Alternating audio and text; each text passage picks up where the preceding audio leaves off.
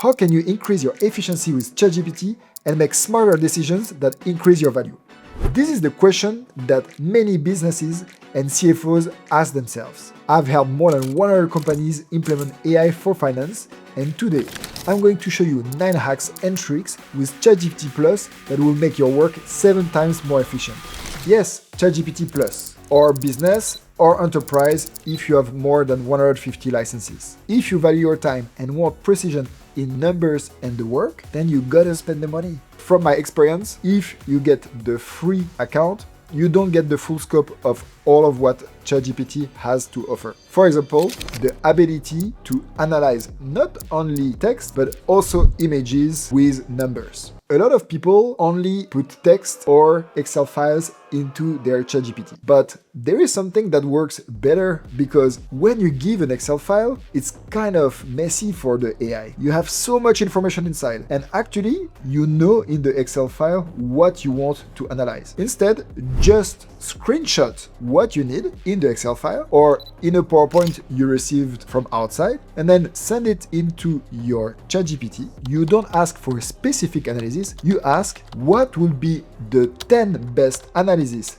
to perform on this data, and make sure you have 3 innovative and out-of-the-box analysis. And this is when the thinking mode is going to be super powerful, and this mode is not available on the free version. You will see it will do wonder, and you will discover analysis that you never thought about. Please note that I'm asking a very specific question and providing a lot of context, because ChatGPT should be treated like a new intern, so context is everything. This is why I have created the CSI and FBI framework. I have taught that to more than 10,000 finance professionals, and you are going to learn it as well and use it straight away. CSI stands for Context Specific Instructions. Always give the context. For example, you explain who you are, in which company you work, the situation you are in. Then specific, what is the problem? And then give an instruction, because if you don't tell your new intern what to do, imagine your new intern next to you and looking at you like, okay, what do you want me to do? Once you have given AI these instructions, you will see the CSI alone is already good. But if you add the FBI, with the F being format, B being blueprint, and I identity, you will have a much better output from ChatGPT. So on the format, you can, for example, explain that you want a table, you want Excel formulas, you want to create a file, you want to draft an email. Just adding that improves also the output, because you don't need again to reformat it yourself. Then blueprint. This is where you are going to change the quality of the output. You have something in your mind. You know already what you want. So giving some keywords like having quick wins on a cost reduction plan, or for an automation, if you mention the tools that you are working with. This is already just enough to change the quality of the output. And finally, the identity. You can ask AI to act as a specific person, for example, as your coach or as a specialist in Excel. Try this. You will see that the CSI and FBI will help you and change the quality of your output. By the way, people always ask me if I have a guide where I put all of my knowledge and my prompts. I do have one. If you want to get it, just check the link in the description below. Speaking of good prompts, have you ever found a really good prompt that works and that you would like to reuse on a regular basis? Well, you can turn that one lucky prompt into a custom GPT. Let me show you here how to change that. So we have the transcript, as you can see. I went into ChatGPT, and there I use the CSI and FBI framework, saying that I'm an FP&A manager, I want insights from the transcript, and I want to create the content for board review. I give the structure. I give also some specific instruction, like I always want to have the quote, because I want to know from the meeting what was said. And then I will see how I will reframe it. And at the end, I want to finish with a table summarizing the discussion. So you see, the first output is not bad. I have the structure and I have always the quote like I asked. But something is missing for me. It's a bit too long and too boring. So what I said is be more punchy, use figures. And also in this table, I want visualizations. And now you see how the style changed, much sharper. using bullet points and figures. And at the end, the table now has visualization. But still, I'm not happy because there is a technique that I want to use in the executive summary for my slides, which is the what, so what, now what. And now, because I asked this, look at how my executive summary changed. Now it has the what, so what, and now what. So now imagine you start from a problem and then you give a good prompt, but the output is not good enough. So then you have another prompt and another prompt and another prompt and another prompt and another prompt. And basically, if next time you had the same situation where you had a transcript and you want to get the same output, you will need to go again during 20 minutes through all of these iterations. Now, the technique to change that, it's called the system prompt. And we are going just to prompt that the result now looks good, give me the system prompt, which will give me all of it from the first go. And also make it variable because I will have different transcript, I will have different situations. And look at the full prompt that was given to me by AI. Even me, I know how to use AI and I've written thousands of prompts. I will never be able to write something that precise. So now what I will do is I will just copy the whole prompt. I will go and create a custom GPT by clicking here, Explore GPT, then create. The instructions that we have, we just paste it in the instruction. We name our GPT transcript analyzer. In the description, we just say that it analyzes transcripts. And really important, people forget that. In the bottom, you need to activate code interpreter and data analysis if you want that it's able to work with files. So now I can create, and here you decide with which person you share, either within your own environment and your own business. That's the advantage of having a business license or enterprise license. My team can have access, or you can share it with the public. But I don't recommend to share with the public something that you do for your business. So either keep it for yourself or keep it for your business. So now let's try this GPT. And now imagine that somebody else in my team wants to get the same output and prepare that for me. They just go in this GPT, they add the transcript, and you know how I told you that you need to prompt super well. Look at what I will do here. I will write nothing. I will just press enter, and look, I didn't say anything. It's already following the method that we had before. We have the executive summary with what, so what. We have the quote. It uses bullet points and figures. And at the bottom, it has the table with the visualizations proposals. Imagine how much time you will save now for each transcript and how much your team is going to save time if everybody is using it. That was a cool example. And we all know that AI is really good at writing. But I know that you spend your time in Excel, so you might not care about writing. This is why I'm going to show you how ChatGPT can create an Excel model in minutes. This is what you are going to do. You will go in ChatGPT, you will explain the forecast you need. Be precise, but you don't need to write a book. Explain the scenarios that you have. For example, revenue plus 3%, cost plus 2%. So just one or two sentences. Then for each of the other scenarios, explain what are the differences. Maybe on the second scenario, you show that you expand more to the US. On the third scenario, maybe you do a pessimistic scenario. Don't forget, you need to make sure that ChatGPT is in thinking mode. And then you upload your latest actuals in ChatGPT, because like this, ChatGPT will keep the format and knows what is the basis. And if you are asking if you can upload your data inside, well, that's the beauty of having a business or enterprise license. It has enterprise-grade security level backed by a SOC 2 Type 2 security report. And look, after a few minutes, this is what we get. An Excel file with formulas. When I change assumptions, it also changed, and you have to review.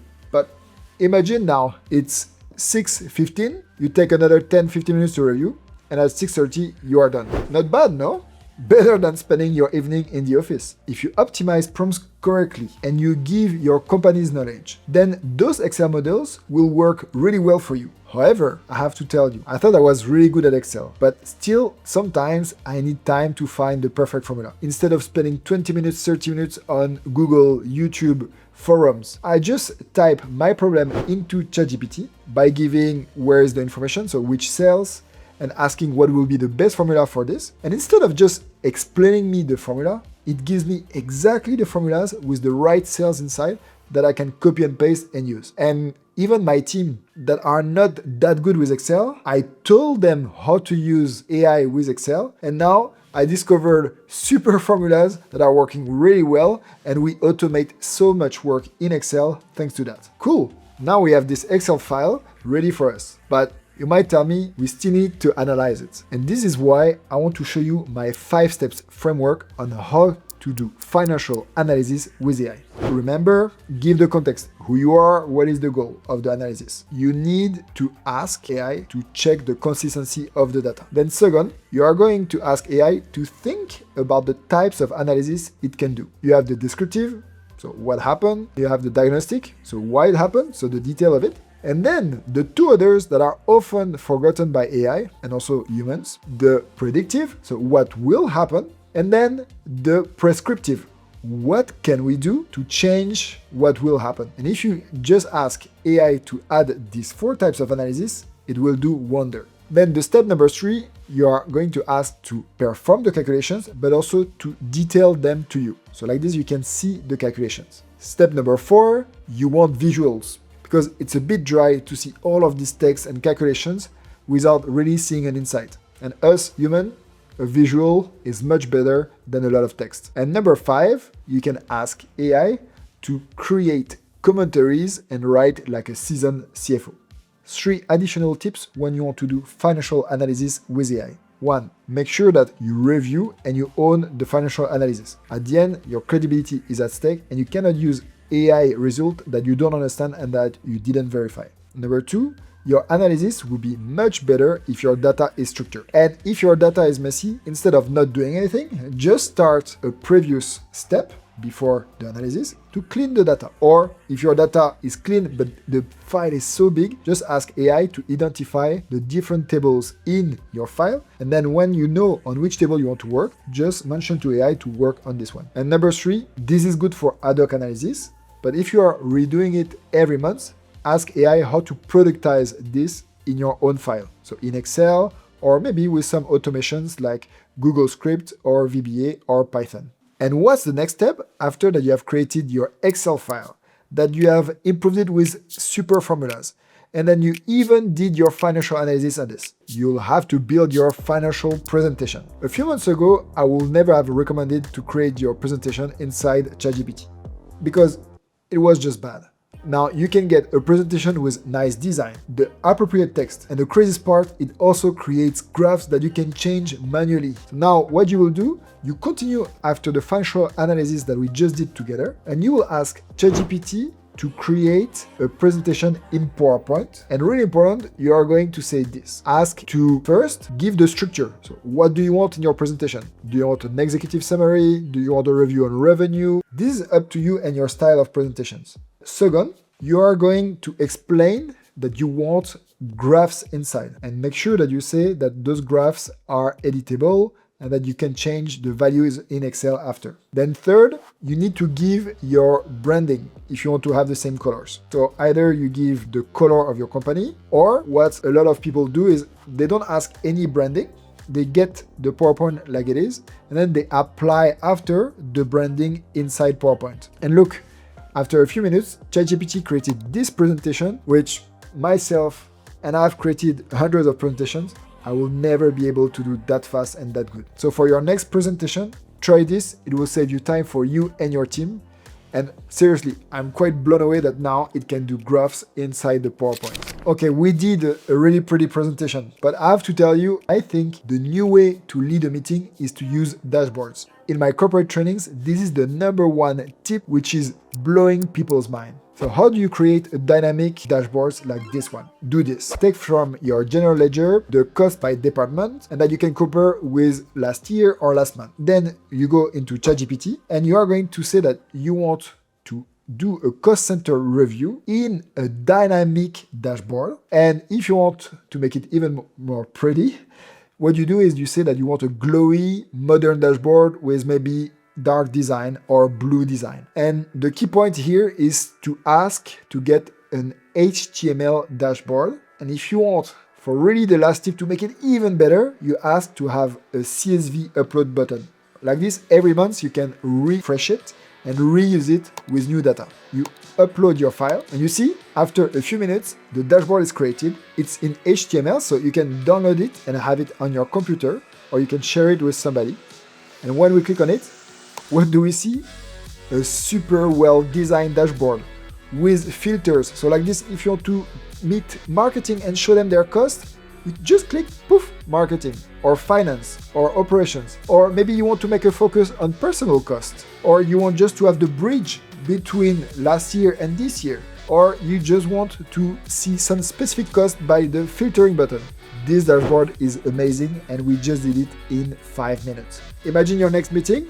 When you come with this dashboard, first, you will bring a lot of value because people will not anymore have to find out where to get the information in the Excel file. You will save a lot of time for you and your team. And I can tell you, finally, finance will look modern, sexy, and I hope for you, a lot of people will talk good about you and your team. If you want to continue to learn and apply all of these tips, check my guide and also share it with your team. And remember, robots are coming, so stay human.